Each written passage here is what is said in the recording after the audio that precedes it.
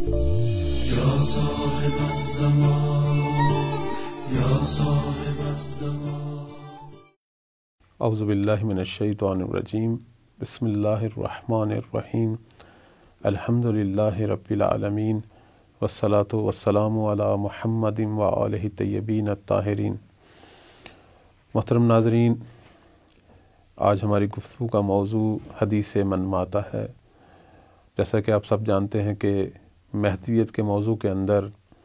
حدیث من ماتا کا ایک منفرد مقام ہے، اور جو بھی مولا امام زمان علیہ السلام کے بارے میں گفتگو کرتے ہیں یا ان کی معرفت کے بارے میں، وہ حدیث من ماتا سے اپنی گفتگو شروع کرتے ہیں۔ ویسے تو جس طرح قرآن مجید کے اندر بہت ساری آیات ہیں مولا امام زمان علیہ السلام کے موضوع کو بیان کرنے کے لیے، تو بہت زیادہ احادیث ہیں، شاید ہزاروں میں یہ احادیث ہیں جو مہدویت کو بیان کرتی ہیں، اور یہ احادیث ہماری سنی شیعہ تمام کتب احادیث کے اندر موجود ہیں، بلکہ ہماری کتب احادیث کے اندر مختلف ابواب ہیں جو مولا امام زمان علیہ السلام کے موضوع پر مختلف مسائل کو اور اس زمانے میں پیش آنے والے واقعات کو، اس کے علاوہ اور بہت ساری چیزوں کو جن کا تعلق امام زمانہ سے ہے، ان کو بیان کرتی ہیں۔ تو سنی حدیث کی کتابوں میں بھی بہت ساری احادیث ہیں، اور شیعہ حدیث کی کتابوں میں بھی بہت ساری احادیث ہیں، بلکہ بعض کتابیں خاص ہیں حدیث کی جو اسی موضوع پر بیان ہوئی ہیں۔ انشاءاللہ ان کو بعد والی ابحاث میں بیان کریں گے۔ تو آج حدیث من ماتا کا ذکر آپ کی خدمت میں کرتے ہیں۔ سب سے پہلے میں اس حدیث کی آپ کی خدمت میں جو ہے وہ تلاوت دوسرے لفظ میں حدیث کو آپ کی خدمت میں بیان کرتا ہوں کہ پیغمبر اکرم صلی اللہ علیہ وآلہ وسلم کا فرمان ہے کہ من ماتا ولم یعرف امام زمانے ہی ماتا میتتاً جاہلیہ، کہ جو بھی اپنے زمانے کے امام کی معرفت حاصل نہیں کرتا وہ جاہلیت کی موت مرتا ہے۔ اب یہ تمام ہمارے مفسرین یا دوسرے لفظوں میں محققین یا وہ جو محدثین ہیں وہ یہ کہتے ہیں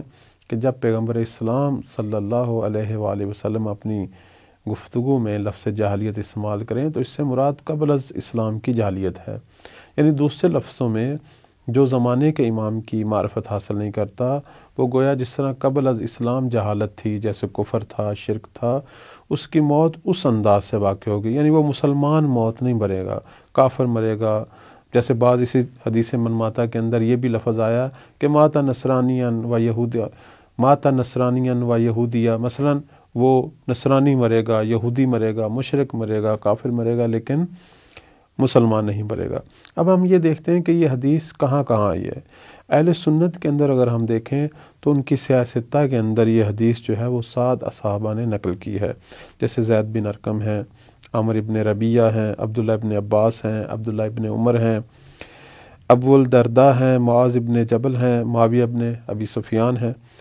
اس کے علاوہ اس حدیث کو ابو ہریرہ نے بھی اور انس بن مالک نے بھی نقل کیا ہے۔ مختلف جو احادیث کی کتابیں ہیں، ہماری جو احادیث کی کتابیں ہیں اس کے اندر یہ حدیث جو ہے بالخصوص مثلا اگر آپ ایک حدیث کی کتاب اٹھائیں، مثلا بحار الانوار اٹھائیں، تو 40 اسناد کے ساتھ وہاں ذکر ہوئی ہے۔ علماء اہل سنت نے اس حدیث کو 70 سے زیادہ کتابوں میں ذکر کیا ہے، جس کے اندر یہ سیاستہ بھی ہیں اور اس کے علاوہ اور بھی کتابیں ہیں۔ ایک محقق نے جو ہے تحقیق کی، اس حدیث کے جو مختلف نمونے ہیں ان کو اکٹھا کیا، تو 33 بعض نے 30 اور بعض نے جو ہے اس کے 33 نمونے جو ہیں وہ جمع کیے،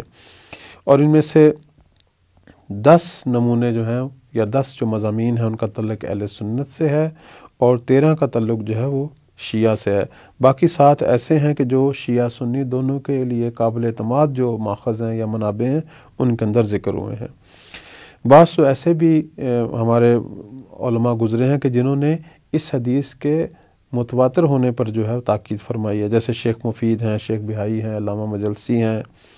جناب قندوزی حنفی ہیں، قاضی بہلول ہیں، اور بھی جیسے ابن ابی الحدید ہیں، اور بھی علماء ہیں کہ جنہوں نے کہا کہ یہ حدیث متواتر حد تک ہے۔ اس حدیث کے اندر تھوڑا سا اختلاف بھی ہے جو اس کے نمونے ہیں، لیکن اختلاف سے اصل معنی کو فرق نہیں پڑتا۔ مثلا جیسے بعض میں لکھا ہے کہ ماتا میتتاً جاہلیہ، بعض میں لکھا ہے ماتا یہودیہ، یا بعض میں لکھا ہے ماتا نصرانیہ، کہ جو بھی اپنے زمانے کے امام کی معرفت حاصل نہیں کرتا مثلا وہ جاہلیت کی موت مرے گا، بعض کہتی ہیں نہیں یہودی کی موت مرے گا، بعض کہتی ہیں عیسائی کی موت مرے گا۔ تو اصل بات یہی ہے کہ جو بھی زمانے کے امام کی معرفت حاصل نہیں کرتا اس کی عاقبت ٹھیک نہیں ہے. اب چاہے وہ کفر کی موت مرے، یہودی مرے، نصرانی مرے، ایمان پر نہیں مرے گا، اسلام پر نہیں مرے گا. اچھا، پھر یہ جو نمونے ہیں مختلف، بعض میں حدیث من ماتا جو ہے لفظ من ماتا سے شروع ہوئی ہے، اور بعض کے اندر جو ہے لفظ من خرج سے شروع ہوئی ہے. یعنی بعض حدیثیں یہ کہتی ہیں کہ جو زمانے کے امام کی معرفت حاصل نہیں کرتا وہ کافر ہے. بعض یہ کہتی ہیں کہ جو زمانے کے امام کی نافرمانی کرتا ہے، سرکشی کرتا ہے، وہ کافر ہے.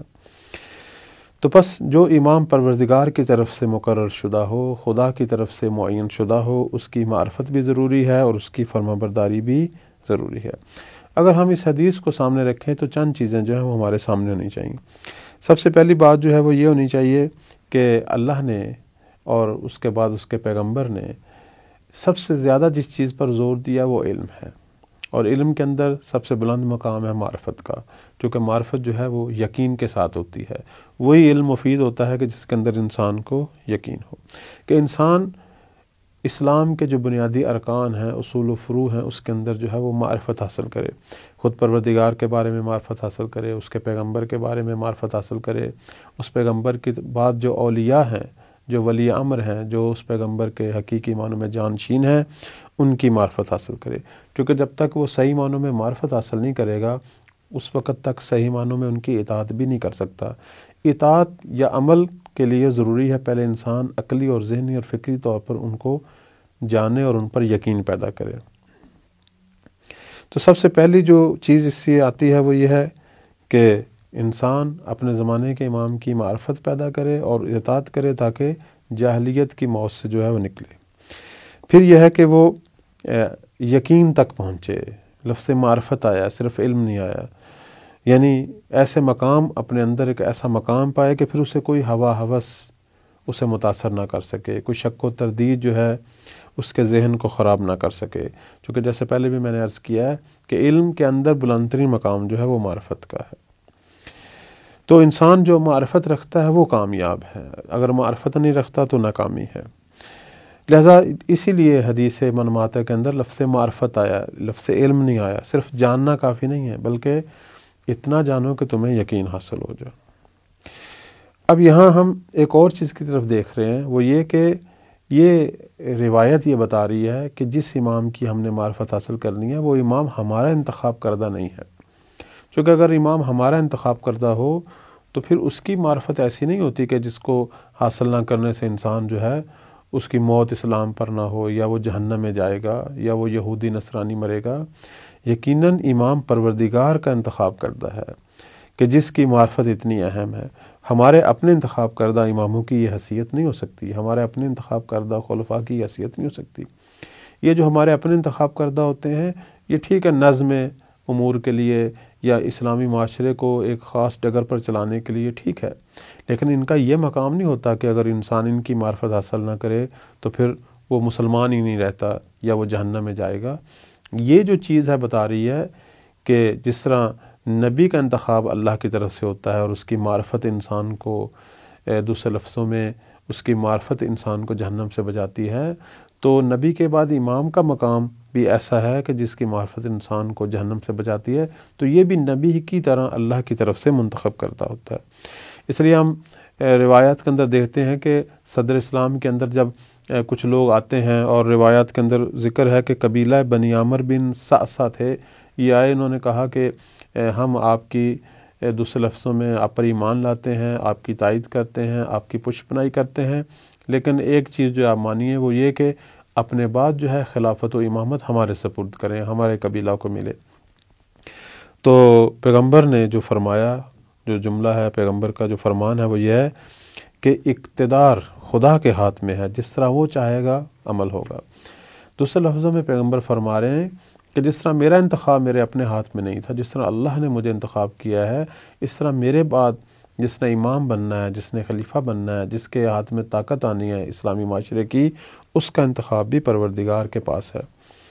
لہٰذا ہم دیکھتے ہیں کہ پیغمبر نے جس طرح باقی تمام چیزوں کو پروردگار کی طرف سے بیان کیا، اسی طرح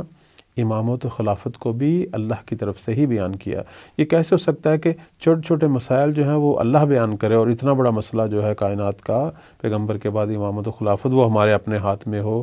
اور ہم اسے خود حل کریں؟ تو بس حدیث منماتا جو ہے وہ چند ایک چیزیں ہمیں بیان کر رہی ہے۔ سب سے پہلی بات بیان کر رہی ہے کہ اسلام کے نظریاتی اور فکری نظام میں ایک امامت ہے، ایک رہبریت ہے جس کی خود شرائط ہیں، اور یہ شرائط یہ ہیں کہ یہ جس طرح پیغمبر انتخاب ہوتا ہے اسی طرح یہ بھی انتخاب ہوتی ہے۔ اور دوسری جو چیز ہے وہ یہ ہے کہ گویا یہ امامت ہر دور میں ہے، اس لیے تو کہا گیا ہے کہ جو بھی اپنے زمانے کے امام کی معرفت حاصل نہیں کرے گا، اور یہ جملہ قیامت تک کے لیے ہے، کسی خاص زمانے کے لیے تو نہیں ہے، بس گویا ہر زمانے میں قیامت تک ہر زمانے میں ایک امام ہے جس کی معرفت واجب ہے۔ اور پھر یہ جو معرفت ہے اس انداز سے ہے کہ اگر معرفت حاصل نہیں کریں گے تو گویا جاہلیت کی موت ہے، گویا موت اسلام پر نہیں ہے۔ تو بس ہر دور میں ایک امام ہے کہ جس کی معرفت واجب ہے، اور جو حدیثیں یہ کہتی ہیں کہ اپنے زمانے کے امام کی نافرمانی کرنے سے کفر آتا ہے، تو وہ اس سے ہمیں یہ بھی ثابت ہوتا ہے کہ جس طرح معرفت ضروری ہے اس طرح تقویٰ بھی ضروری ہے، اس طرح اپنے امام کی اطاعت بھی ضروری ہے۔ ساتھ اس سے یہ بھی نقطہ ملتا ہے کہ جو لوگ خود اپنی امامت کا دعویٰ کرتے ہیں، جو اپنی طرف سے امامت بناتے ہیں یا جھوٹے دعوے دار ہیں، ان کی تکذیب کرنی چاہیے، چونکہ ان کی یہ اہلیت نہیں ہے کہ اگر ہم ان کی معرفت حاصل نہ کریں تو جاہلیت کی موت مریں گے۔ تو حقیقی امام کا جو بیان ہے وہ پروردگار کی طرف سے ہے، اور اس کا اعلان جو ہے وہ پیغمبر زمانے کے پیغمبر کی طرف سے ہے، اور ہر امام اپنے بعد والے امام کا اعلان کرتا ہے۔ تو بس حدیث منماتا کو سامنے رکھیں تو اگر آپ دیکھیں گے عالم اسلام میں صرف ایک شیعہ فرقہ ایسا ہے کہ جس کے اندر 12 امام ہیں جن کا انتخاب پروردگار کی طرف سے ہوا ہے، اور ہر دور میں امام رہا ہے، اور کوئی دور بھی قیامت تک امام سے خالی نہیں ہے۔ اور 12 اماموں کی احادیث جو ہیں وہ ہمارے تمام احادیثی کتب کے اندر موجود ہیں، جن میں پیغمبر نے سب کا نام لے کر تمام ائمہ کی، قیامت تک کے تمام ائمہ کی جو ہے وہ تصریح فرمائی، اور بالخصوص آخری امام کی اور ان کی طول عمر کا اور ان کی غیبت کا ذکر فرمایا۔ اور آج ہم مولا امام زمان کے زمانے میں ہیں کہ جن کی معرفت ہم پر واجب ہے اس حدیث کی روح سے، اور یہ معرفت کیسے پیدا ہوگی کہ ہم اس موضوع کو پڑھیں، ان کے موضوع پر لیکچر سنیں، کتابیں پڑھیں، غور و فکر کریں، اور مولا کی طرف توجہ پیدا کریں، اور پھر ان کے فرامین سے آشنائی ہونے کے بعد اس معرفت کے تقاضوں کو سامنے رکھ کے ان کے اچھے مطیع بنیں، تاکہ اس مقام پر پہنچیں کہ مولا ہمیں اپنے ناصر قرار دیں، اور اگر ہماری زندگی میں زمانہ زور ہوتا ہے تو ہم سب کو مولا کی ہمراہی کا شرف حاصل ہو انشاءاللہ تعالی۔ والسلام علیکم ورحمۃ اللہ وبرکاتہ۔